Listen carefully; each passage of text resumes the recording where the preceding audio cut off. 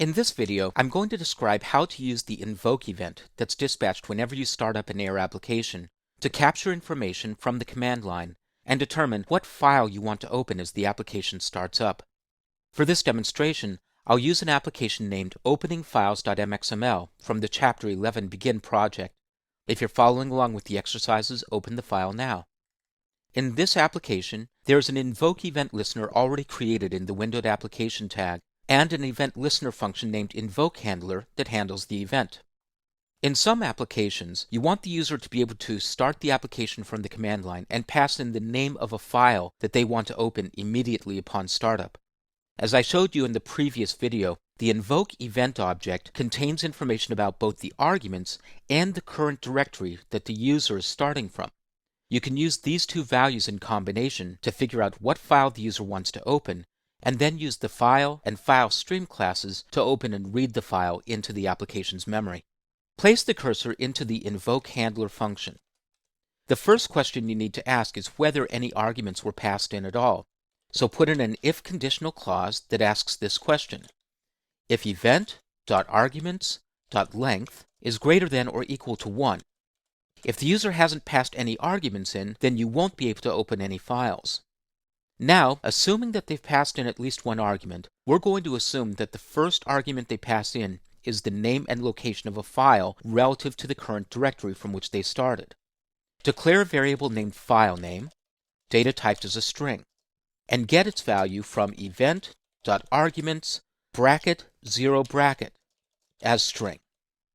So we're taking this value as a string and saving it into the variable filename. Next, create a file object. I'll name my file object simply f, and again data typed as a file, and get the path of this file object using the event object's current directory property as follows: event.currentDirectory.resolvePath, and then pass in the filename variable.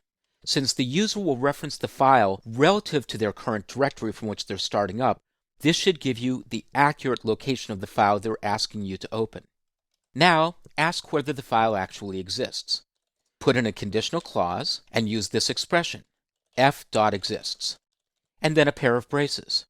If the file exists, you'll now open it, and you're going to assume that it's a text file for this demonstration, but of course, in any particular application, you'll read the file according to whatever format you're expecting. To read the contents of the file into memory, declare a variable named fs, data typed as a file stream object, and instantiate it using the FileStream class's noArguments constructor.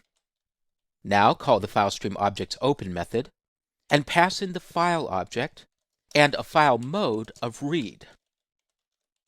Next, create a variable named str, data typed as a string. Get its value from the read UTF-bytes function of the FileStream object, like this. Call the read UTF-bytes function, and then pass in the number of bytes that you want to read using the expression fs.bytesAvailable. Now close the file stream by calling the close method, and then output the string value that you read from the file like this: out, which is the ID of the text area control at the bottom of the application, .text equals str. So that's the basic code. You check to see whether you got the argument you're expecting. If so, you create a file object pointing to the file that the user asked you to open.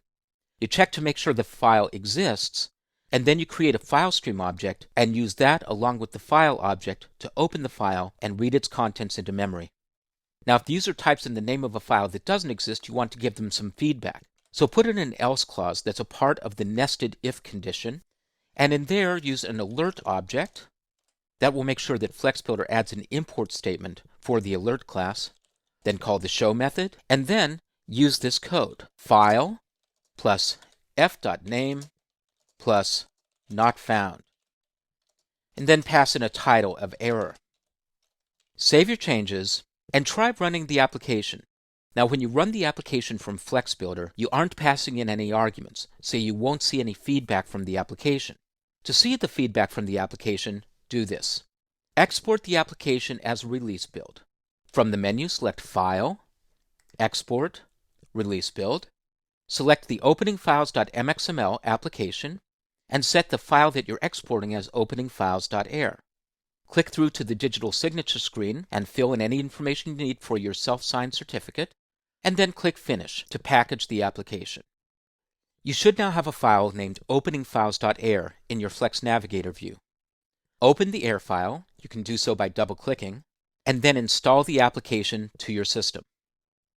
As the application starts up, once again, no command line arguments are being passed in, so you won't see any result. Close the application, and then go to a command window.